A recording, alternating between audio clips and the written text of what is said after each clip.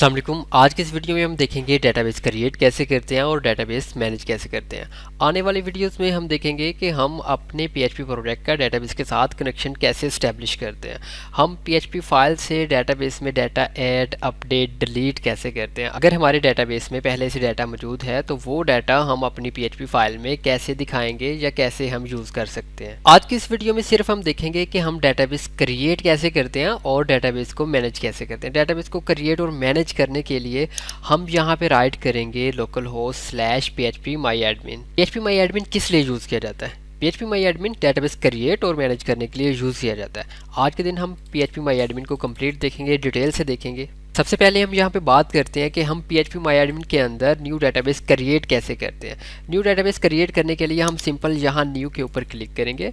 New के ऊपर click करने के बाद हमने यहाँ पे डेटाबेस का नेम देना है। नेम हम यहाँ पे कोई भी दे सकते हैं, लाइक दैट यहाँ पे मैं MyDB नेम देता हूँ। और इसके अलावा आपने किसी और ऑप्शन को सेलेक्ट नहीं करना और आपने क्रिएट के ऊपर क्लिक कर देना है। जैसे ही आप क्रिएट के ऊपर क्लिक करते हैं आपका न्यू डेटाबेस क्रिएट हो गया। चेक करें, ये डेटाबेस की लिस्ट है। इसी लिस्ट में आपने जो डेटाबेस क्रिएट किया है MyDB वो आपको नज़र आ रहा है। जैसे ही आप डेटाबेस क्रिएट करते हैं तो आपको यहाँ पे न्यू टेबल क्रिएट करने के लिए ऑप्शन दिया जाता है। हम एक डेटाबेस के अंदर काफ़ी टेबल्स बना सकते हैं। टेबल्स हम क्यों बनाते हैं? क्योंकि हमें अलग-अलग के डाटा के लिए अलग-अलग टेबल्स चाहिए होते हैं। लाइक दैट प्रोडक्ट्स के लिए अलग से हम टेबल लेंगे, यूज़र्स के लिए अलग से टेबल लेंगे। इसी तरह से हर तरह के डाटा के लिए हम अलग-अलग टेबल लेते हैं। सबसे पहले आपने डेटाबेस क्रिएट किया। डेटाबेस क्रिएट करने के बाद अगर आपने इस पर टेबल क्रिएट करना है तो आपने जिस भी डेटाबेस में टेबल क्रिएट करना है आप सिंपल उस डेटाबेस के ऊपर क्लिक करेंगे और उसके बाद आप यहाँ पे टेबल नेम देंगे। लाइक दैट मैं यहाँ पे टेबल नेम देता हूँ यूज़र्स। आपको इसमें जितने भी नंबर ऑफ़ कॉलम्स चाहिए आप यहाँ पे दे सकते हैं और उसके बाद आपने क्रिएट के ऊपर क्लिक करना है। जैसे हम क्रिएट के ऊपर क्लिक करते हैं हमारे पास ये नंबर ऑफ़ कॉलम्स आ गए। हम अपने टेबल के अंदर जो भी कॉलम्स रखना चाहते हैं हम यहाँ पे नेम देंगे और साथ हम उनकी डाटा टाइप यहाँ से सिलेक्ट करेंगे। लाइक दैट कि मुझे पहला कॉलम चाहिए ID। आपने हमेशा याद रखना कि आपने जब भी डेटाबेस में कोई भी टेबल क्रिएट करना है उसमें आपने ID कॉलम ज़रूर रखना है। ID कॉलम की आपने डाटा टाइप जो रखनी है वो आपने इंटीजर ही रखनी है और साथ आपने यहाँ पे ऑटो इंक्रीमेंट पे चेक करना है और साथ आपने यहाँ से प्राइमरी सेलेक्ट कर लेना है। टेबल का फर्स्ट कॉलम आपने ऑटो इंक्रीमेंट और प्राइमरी क्यों सेलेक्ट करना है? प्राइमरी का मीन कि ये आपका यूनिक होगा और ऑटो इंक्रीमेंट का मीन कि जब भी आप इसमें न्यू रिकॉर्ड ऐड करेंगे एक ID, एक यूनिक ID खुद ब खुद इसको असाइन हो जाएगी। इसके बाद हम यहाँ पे दूसरा कॉलम का नेम देते हैं लाइक दैट के नेम, और इसकी हमने यहाँ पे डाटा टाइप क्या रखनी है। हम यहाँ पे अगर इसके ऊपर क्लिक करें तो हम यहाँ पे डिफरेंट डाटा टाइप्स हमें यहाँ पे देखने को मिलेगी। इंट है, varchar है, टेक्स्ट है, डेट है। यहाँ पे हमने नेम कॉलम में हमें जिस तरह का भी डाटा चाहिए हम उस तरह की उसकी डाटा टाइप सेलेक्ट कर लेंगे। लाइक दैट अगर हमें इंटीजर या न्यूमेरिक टाइप डाटा इसमें ऐड करना तो हम इंट सेलेक्ट कर लेंगे। अगर हमने इसमें अल्फा न्यूमेरिक या किसी भी तरह की वैल्यू देनी है तो उसके लिए हम varchar सेलेक्ट करते हैं। टेक्स्ट हम सेलेक्ट करते हैं जस्ट टेक्स्ट ऐड करने के लिए और डेट जस्ट डेट ऐड करने के लिए। ये नीचे भी डिटेल से हैं इनके, ये न्यूमेरिक की और भी काफ़ी डाटा टाइप्स हैं। ये फिर थोड़ा सा डिटेल में आ जाता है कि टीनी इंट और इंट, मतलब ये भी सारी न्यूमेरिक के लिए हैं। फिर इसी तरह से स्ट्रिंग की काफ़ी हैं और इसी तरह से फिर डेट में आ जाती हैं, डेट एंड टाइम की काफ़ी हैं। तो फिलहाल हम इनकी डिटेल में नहीं जाते। मोस्टली हम स्ट्रिंग ऐड करने के लिए varchar सेलेक्ट करेंगे, न्यूमेरिक के लिए इंट, और अगर हमें कहीं पे डेट ऐड करना पड़ती है तो हम डेट सेलेक्ट करेंगे। यहाँ पे हम varchar सेलेक्ट करते हैं। इसके बाद हम थर्ड कॉलम यहाँ पे राइट करते हैं ईमेल, और ईमेल के लिए भी हम varchar सेलेक्ट करते हैं। इसके बाद हमने अगर यहाँ पे जेंडर के लिए भी हम varchar यहाँ पे सेलेक्ट कर लेते हैं। एक चीज़ आपने हमेशा माइंड में रखनी है कि आपने जो भी यहाँ पे डाटा टाइप सेलेक्ट करेंगे, इंट या डेट अगर आप सेलेक्ट करें तो उसके लिए आपको लेंथ स्पेसिफाई करने की यहाँ पे ज़रूरत नहीं है। लेकिन अगर आप varchar सेलेक्ट कर रहे हैं तो फिर आपने यहाँ पे लेंथ बतानी है कि आपको कितनी लेंथ चाहिए। लाइक दैट के नेम के लिए 50 काफ़ी है, ईमेल के लिए 70 काफ़ी है, इसी तरह से जेंडर के लिए 20 काफ़ी है। मीन के इसमें मेल या फीमेल ही हमने सेलेक्ट करना होता है। अगर आपको मज़ीद इसमें और कॉलम्स ऐड करने हैं आप यहाँ से मज़ीद कॉलम, लाइक दैट मुझे 2 कॉलम्स और चाहिए, मैं यहाँ पे 2 और राइट करता हूँ, गो पे क्लिक करता हूँ, नीचे 2 कॉलम्स और ऐड हो गए हैं यहाँ पे। अभी मैं चाहूँ तो यहाँ पे मैं कॉन्टैक्ट यहाँ पे राइट कर सकता हूँ। कॉन्टैक्ट के लिए मुझे varchar चाहिए, कितनी लेंथ मुझे चाहिए, लाइक दैट के 30 काफ़ी है। इसी तरह से डेट ऑफ बर्थ मैं DOB राइट कर देता हूँ। इसके लिए मुझे कौन सी टाइप सूट करेगी, यहाँ पे मैं डेट सेलेक्ट करूँगा। मुझे यहाँ पे जितने भी कॉलम्स चाहिए थे यूज़र्स टेबल के अंदर वो मैंने ले लिए। लास्ट में मैं सेव के ऊपर क्लिक करूँगा तो ये मेरा टेबल सेव हो जाएगा। अभी चेक करें, सेव होने के बाद मुझे ये इस तरह से दिखेगा। इसके अंदर ये सारे कॉलम्स हैं और ये सारी उनकी डाटा टाइप्स हैं। अगर मैं यहाँ पे लेफ़्ट साइड में देखूँ, ये मेरा डाटाबेस है और ये मेरे डाटाबेस के अंदर एक टेबल जो अभी मैंने क्रिएट किया है। अगर मैंने यूज़र्स टेबल के अंदर कोई भी डाटा ऐड करना है तो डाटा मैं ऐड इसमें कैसे करूँगा, मैं सिंपल इंसर्ट में यहाँ पे जाऊँगा और इंसर्ट पे क्लिक करने के बाद यहाँ पे मैं सारी वैल्यूज़ दूँगा। आईडी नहीं दूँगा। आईडी क्यों नहीं दूँगा, क्योंकि आईडी ऑटो इंक्रीमेंट है, वो खुद ब खुद इसमें ऐड हो जाएगी। नेम कोई भी मैं यहाँ पे राइट कर देता हूँ, लाइक दैट के Kinza Fatima. Email kinza@gmail.com। Gender female. Contact कुछ भी दे देते हैं, DOB भी कुछ भी दे देते हैं। डाटा फिल करने के बाद मैं यहाँ गो के ऊपर क्लिक करूँगा। जैसे मैं गो के ऊपर क्लिक करता हूँ तो चेक करें यहाँ पे मेरे पास रिकॉर्ड ऐड हो गया। उसके बाद मैं ब्राउज़ के ऊपर क्लिक करूँगा तो यहाँ पे मैं डाटा देख सकता हूँ जो वहाँ पे मैंने ऐड किया है। आपने डाटा को डिलीट करना है, आप यहाँ डिलीट पे क्लिक करेंगे। एडिट करना है, एडिट पे क्लिक कर सकते हैं, या फिर आप सिंपल इसके ऊपर डबल क्लिक करके भी आप इसको एडिट यहाँ से कर सकते हैं। अभी आपके पास कितने कॉलम्स हैं? आपके पास name, email, gender, contact, DOB। फ़र्ज़ करें आपने इसमें कोई एक कॉलम और ऐड करना है। जिस भी टेबल पे आपने करना है आप पहले उस टेबल के ऊपर क्लिक करेंगे, फिर आपने स्ट्रक्चर के ऊपर क्लिक करना है। स्ट्रक्चर के ऊपर क्लिक करने के बाद बिल्कुल आप नीचे चले जाएंगे। इसके बाद आप यहाँ से सेलेक्ट करना है कि आपने किसके बाद ऐड करने हैं। लाइक दैट कि मुझे DOB के बाद 2 कॉलम और ऐड करनी, या एक कॉलम और ऐड करना है सिटी का। मुझे अभी एक चाहिए तो मैं गो के ऊपर क्लिक करता हूँ। जैसे मैं क्लिक करता हूँ तो मेरे पास यहाँ पे एक कॉलम आ गया। अब मैं कोई भी कॉलम लाइक दैट कि मैंने एक कॉलम ऐड करना है सिटी, इसकी डाटा टाइप var और इसके लिए मैं लेंथ रख देता हूँ 20।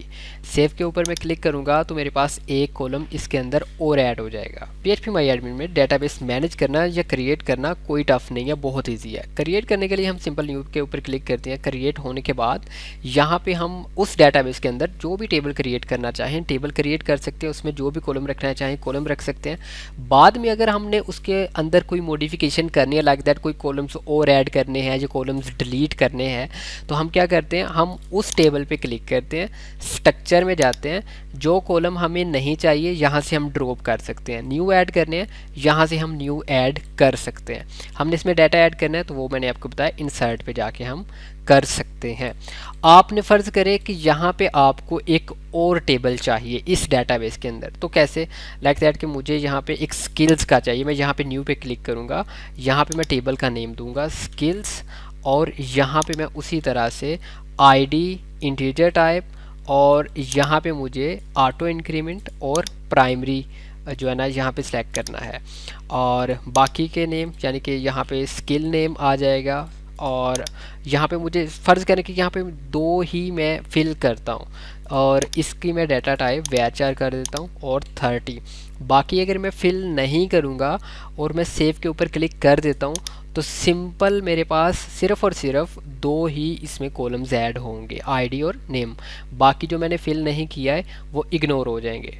इसी तरह से अगर आपने अपने डाटाबेस के अंदर आपने टेबल्स को मैनेज करना, आप डाटाबेस के नेम पे क्लिक करेंगे और ये आपके पास टेबल्स आ गए हैं। आपने इनको ड्रॉप करना है तो आप ड्रॉप कर सकते हैं। अभी चलते हैं नेक्स्ट टॉपिक की तरफ कि हम डाटाबेस में data add, update, delete query के थ्रू किस तरह से करते हैं। बेसिकली जब हम PHP फाइल से डाटाबेस ऐड, अपडेट, डिलीट या फिर डाटाबेस से लेके हम PHP फाइल में दिखाते हैं तो सारा का सारा क्यूरीज़ के थ्रू ही हम करते हैं। तो अगर हमने क्यूरीज़ के थ्रू कोई भी डाटा ऐड, अपडेट, डिलीट करना है तो वो कैसे करेंगे। फर्ज करें हमने यहाँ पे डाटा ऐड करना है तो सबसे पहले हमने जिस भी टेबल में डाटा ऐड करना है हम उस टेबल के ऊपर क्लिक करेंगे। क्लिक करने के बाद मैं यहाँ पे SQL पे क्लिक करूँगा। SQL पे क्लिक करने के बाद यहाँ पे मेरे पास क्यूरीज आ जाएंगे। डाटाबेस के अंदर आपके पास यहाँ पे 4 तरह की क्यूरीज होती हैं। Select, insert, update, delete. Mean select की आपके पास 2 क्यूरीज हैं, सेलेक्ट स्टैटिक या सेलेक्ट ऑल आप इसको कह सकते हैं। उसके बाद सेलेक्ट की क्यूरी है, ये डाटाबेस से डाटा सेलेक्ट करने के लिए यूज़ होती है। अगर आपने डाटाबेस से डाटा लेके आपने अपनी PHP फाइल में यूज़ करना है या वहाँ पे दिखाना है, उसके लिए सेलेक्ट की हम यूज़ करते हैं। इंसर्ट की क्यूरी हम यूज़ करते हैं डाटाबेस में डाटा इंसर्ट करने के लिए। अपडेट की क्यूरी हम यूज़ करते हैं डाटाबेस में डाटा अपडेट करने के लिए, और डिलीट की क्यूरी डाटाबेस में डाटा डिलीट करने के लिए। सबसे सबसे पहले हम बात करते हैं इंसर्ट की क्यूरी की। फिलहाल मैं इसको रिमूव कर देता हूँ और इंसर्ट करने के लिए क्या क्यूरी है, यहाँ पे मैं राइट करूँगा इंसर्ट इनटू, उसके बाद मैं यहाँ पे राइट करूँगा टेबल नेम, फिर उसके बाद मैं यहाँ पे ब्रैकेट के अंदर राइट करूँगा कॉलम्स के नेम, जिस जिस कॉलम में मैंने डाटा ऐड करना है, like that name, email, gender, contact, DOB और सिटी। और इसी तरह से इन कॉलम्स में मैंने जो जो भी वैल्यू ऐड करनी है, ब्रैकेट के बाद मैं यहाँ पे राइट करूँगा वैल्यूज़, और नेम में मैंने जिस तरतीब से मैंने कॉलम्स के नेम दिए हैं उसी तरतीब से मैं यहाँ पे वैल्यूज़ दूंगा। सबसे पहला कॉलम मैंने अगर यहाँ पे दिया है नेम, तो मैं यहाँ पे राइट करूँगा कोई भी नेम, लाइक दैट के किंजा फातिमा। इसी तरह से अगर दूसरा कॉलम यहाँ पे ईमेल है तो मैं यहाँ पे राइट कर देता हूँ kinza@gmail.com। तीसरा जेंडर है तो फीमेल मैं राइट कर देता हूँ। चौथा कॉन्टैक्ट है तो मैं यहाँ पे कोई भी कॉन्टैक्ट राइट कर देता हूँ। उसके बाद डीओबी है तो मैं यहाँ पे डेट ऑफ बर्थ राइट कर देता हूँ। उसके बाद सिटी है तो मैं यहाँ पे लाहौर राइट कर देता हूँ।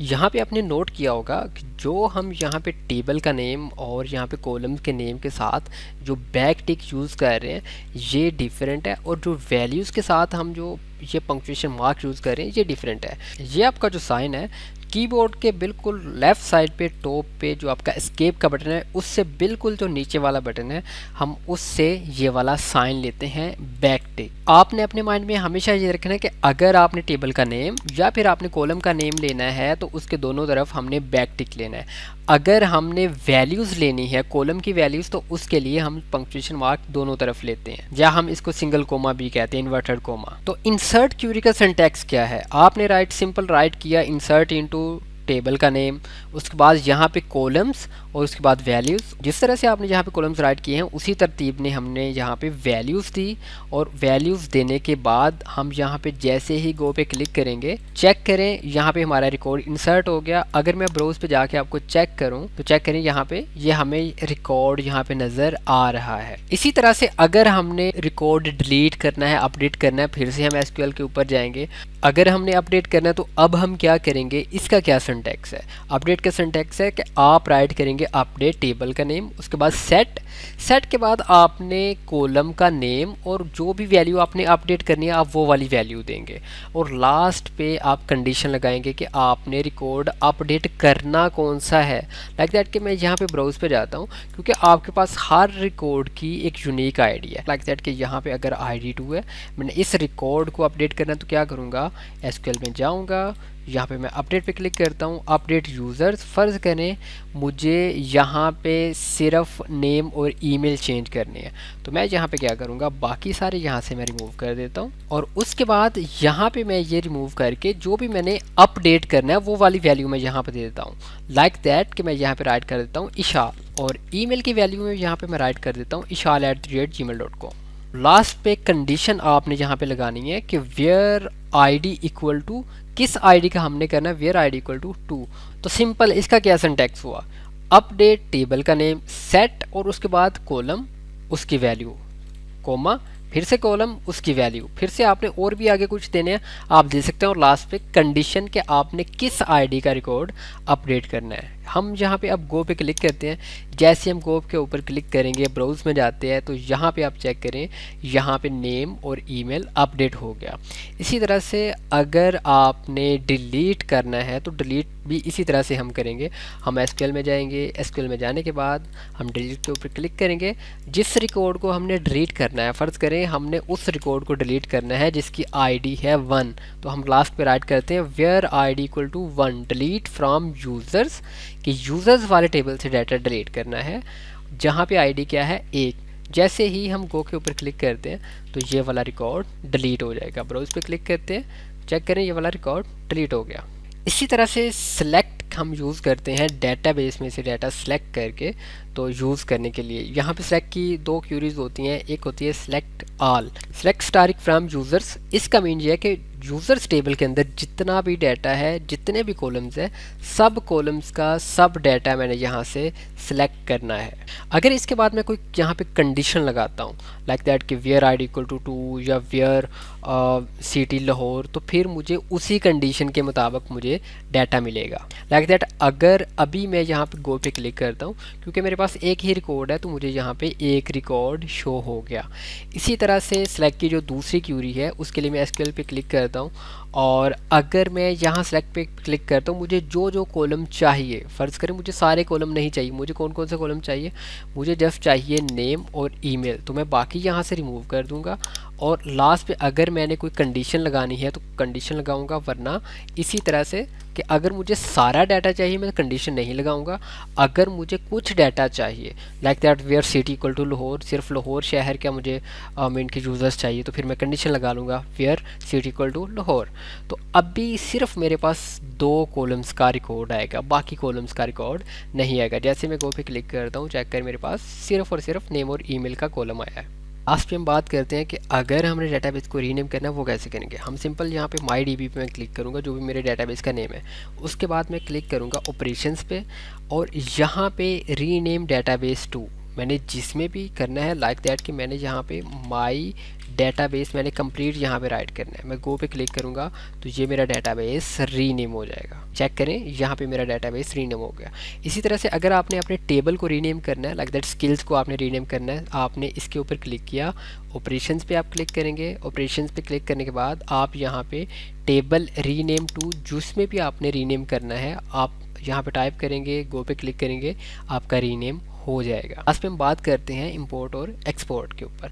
एक्सपोर्ट क्यों यूज़ होता है, एक्सपोर्ट का ऑप्शन यूज़ होता है अगर आपने अपने डेटाबेस का बैकअप लेके रखना है। आप क्या करते हैं, आप डेटाबेस के नेम पे क्लिक करते हैं, आपने उसके बाद एक्सपोर्ट के ऊपर क्लिक करना है, उसके बाद आपने सिंपल यहाँ एक्सपोर्ट के ऊपर क्लिक करना है, तो आपका डेटाबेस का बैकअप फाइल जो है वो यहाँ पे डाउनलोड हो जाएगी। इसी तरह से इंपोर्ट हम क्यों यूज़ करते हैं, अगर हमारे पास बैकअप फाइल पड़ी हुई है, हमारा डेटाबेस फ़र्ज़ करें लॉस्ट हो गया, या हमने किसी दूसरे कंप्यूटर में वो डेटाबेस इंपोर्ट करना है अपने प्रोजेक्ट का। बेसिकली हम करते क्या है कि जब हमारा प्रोजेक्ट बिल्कुल रेडी हो जाता है, हमने अगर कहीं और रन करना है तो हम प्रोजेक्ट फाइल वहाँ पर रखते हैं और डेटाबेस की जो बैकअप फाइल होती है वो वहाँ पर इंपोर्ट कर लेते हैं। लाइक दैट जहाँ पे जो माई डेटाबेस है ये मैं पहले डिलीट करता हूँ। इसके लिए मैं ऑपरेशंस पे क्लिक करता हूँ और यहाँ पे लास्ट पे ड्रॉप द डेटाबेस पे मैं क्लिक करूँगा, तो ये मेरा डेटाबेस डिलीट हो गया। डेटाबेस अभी यहाँ पे माई डेटाबेस नहीं है। अगर मैंने माई डेटाबेस यहाँ पे इंपोर्ट करना है तो वो मैं कैसे करूँगा, सिंपल मैं यहाँ पे न्यू पे क्लिक करूँगा। न्यू पे क्लिक करने के बाद यहाँ पे मैं डेटाबेस का नेम दूंगा जो भी मुझे रखना है, लाइक दैट के माई डेटाबेस। नेम देने के बाद आपने सिंपल क्रिएट पे क्लिक करना है। अब आपने जो भी डेटाबेस इंपोर्ट करना है आप इंपोर्ट पे क्लिक करेंगे, यहाँ चूज़ फाइल पे क्लिक करेंगे, और जो भी आपके पास बैकअप फाइल है लाइक दैट के रिसेंटली मैंने ये बैकअप फाइल बनाई है, मैं इसके ऊपर क्लिक करता हूँ, ओपन पे क्लिक करता हूँ, और बिल्कुल आपने नीचे आना है और आपने इंपोर्ट के ऊपर क्लिक कर देना है। आपकी जो भी डेटाबेस बैकअप फाइल होगी वो आपकी इंपोर्ट हो जाएगी। लाइक दैट कि मेरे पास पहले 2 टेबल्स थे जब मैंने बैकअप लिया था, तो मेरे पास दोनों टेबल्स यहाँ पे आ गए और जो भी इसके अंदर डाटा होगा वो भी वापस आ जाएगा। नेक्स्ट वीडियो से हम देखेंगे हम अपनी PHP प्रोजेक्ट का डेटाबेस के साथ कैसे कनेक्शन इस्टेब्लिश करते हैं, और हम अपनी PHP फाइल से हम डेटाबेस में कैसे डाटा ऐड अपडेट डिलीट करते हैं, और अगर डेटाबेस में हमारा डाटा है तो वो हम लेके कैसे PHP फाइल में दिखाते हैं। मिलते हैं नेक्स्ट वीडियो में, तब तक के लिए अपना ख्याल रखिए। अल्लाह हाफिज़।